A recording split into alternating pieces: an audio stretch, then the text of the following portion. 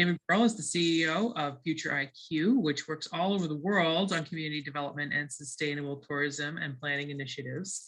And David has been with us since the very beginning and well before with other communities, keeping us informed about our place in the national and worldwide trends. He has brought a wealth of expertise to the process, and we're extremely grateful to have had his guidance. Thank you, Jesse. Hello, everybody. Great to be back with you, right? And for those who I haven't met, really nice to be with you. It's really interesting. I really enjoyed Steve's presentation. And one of the things that Steve sort of ended with there was he was talking about how the planning at the state level is really like taking the Community Destination Academy that you participated in the Bethel area and sort of taking that to a state level. Actually, I want to really talk about how that is really happening at a national and a global level. And it's really fascinating to me that, you know, the Mahoosuc Way and the work that was done with the Sustainable Tourism Plan that really started 2.5 years ago, and you know, today's the second anniversary of the Community Summit, it really is so far ahead, right? And the world's catching up. So I want to just go through some kind of high-level things that are going on, just to give you a sort of a sense of where the work you've been doing fits into what I think is absolutely a transformational set of macro trends. So next slide, please. And so, some of the things I'm going to talk about is how language is changing around tourism. So, you know, one of the things we've talked a lot about in the sustainable tourism planning there was about this notion of seeking balance, right? So people understand that tourism is really important for local, rural and regional economies that have an exposure to recreation economy and so on. And that's the sort of the industry value part, you know, it's built on the assets that you have. But there's often comes with it this challenge of managing potentially negative impacts that might occur in the industry. And that can be, you know, impacting people's quality of life and so on, right? And this whole notion of balance, I think, is really the conversation that has been amplified in the last 2 years. And I think the pandemic's been a big trigger to that. Next slide, please. So one of the things I've noticed is that, you know, the pandemic and all the things that have come with it have just triggered this most remarkable global and national dialogue about the reinvention of tourism. And I think it gave everybody a chance to pause just for a long enough to say, are we really headed the direction we want, right? And you can watch this across the world, whether it's in Japan or South America or Europe, you know, everywhere that has a tourism exposure, people are really trying to understand what do they want tourism to look like on the other side of a pandemic. It's given breathing space for destinations to kind of feel like they've reclaimed their home. It's given a chance for people to think about, you know, the type of tourism and how they sort of fit into that.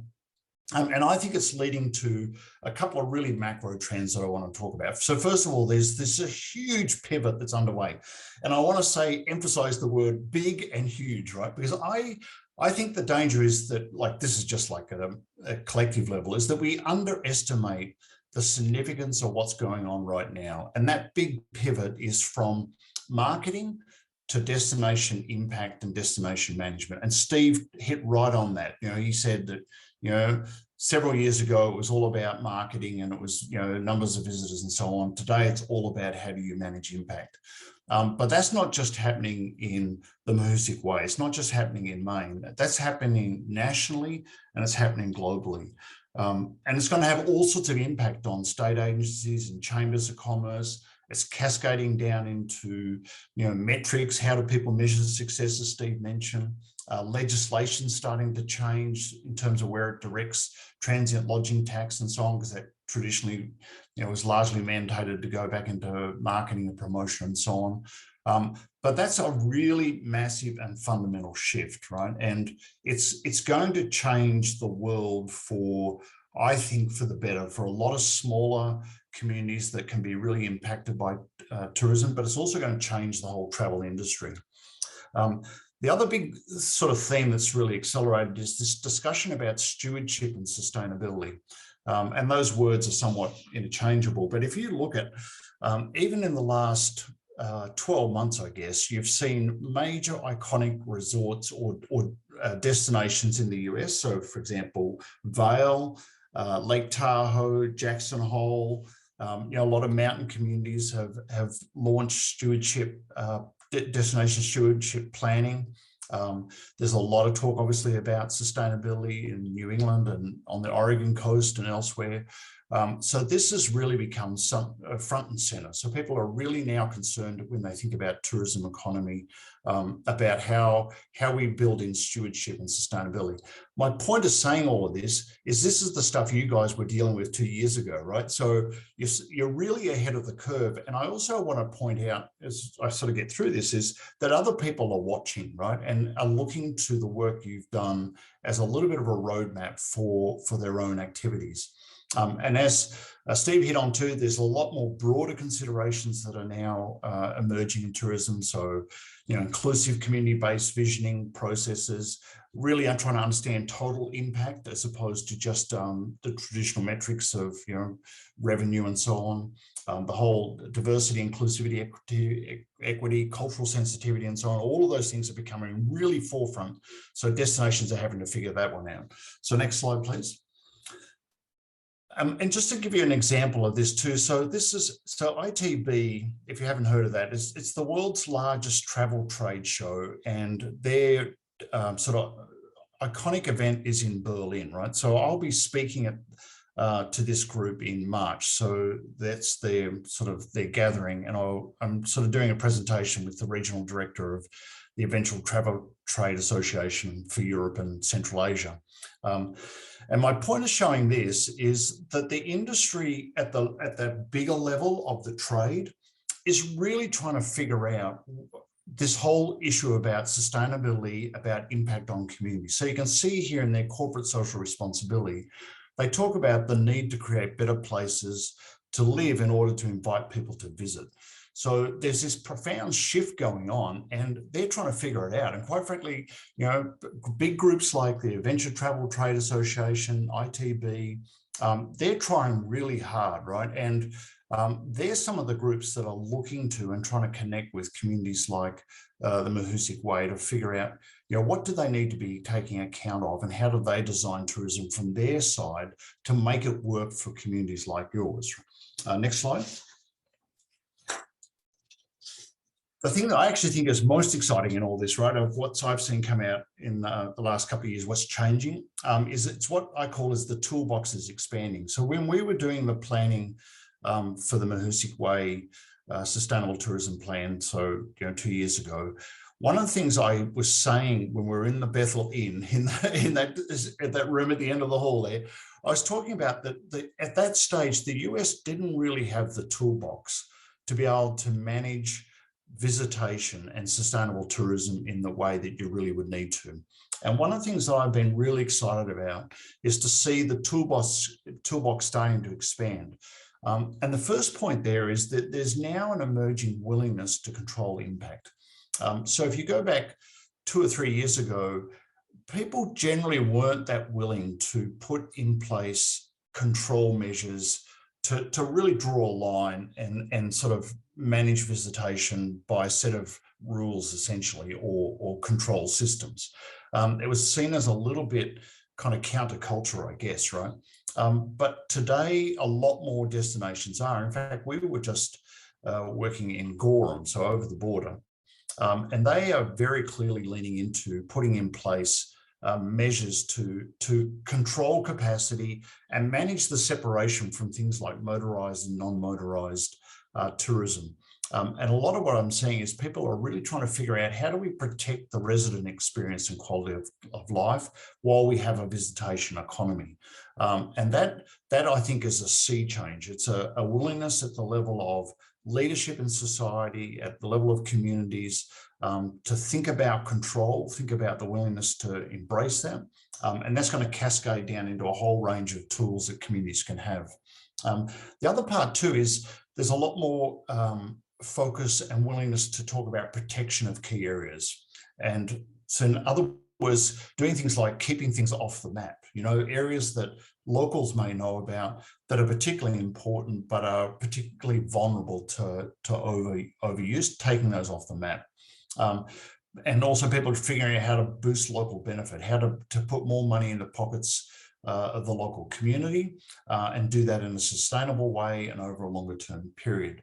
And then the other part too is a much more aggressive direct messaging with visitors. And of course, I mean, you guys, I'm talking to you, you're ahead of the curve, right? You've had the Mahoosuc Way Pledge, which is really very much about educating visitors. But the other part too is about laying down expectations. So I think what we're going to see coming out of the pandemic is a much greater willingness for destinations to be laying down expectations of what they expect from visitors. So next one. And this is the piece that I'm perhaps not quite so sure or optimistic about, which is how or will visitors change, right? So as we emerge and we see things ramping back up again, and we start to see this kind of heightened awareness about sustainability and stewardship at a local level, will there be a new sensitivity or sensibility with travellers or with visitors? I'm not 100% sure. I'm sure some will. I think some people are still cranky and kind of want their way. But that's something that's going to have to kind of move, I think, to make the whole story about sustainable tourism work.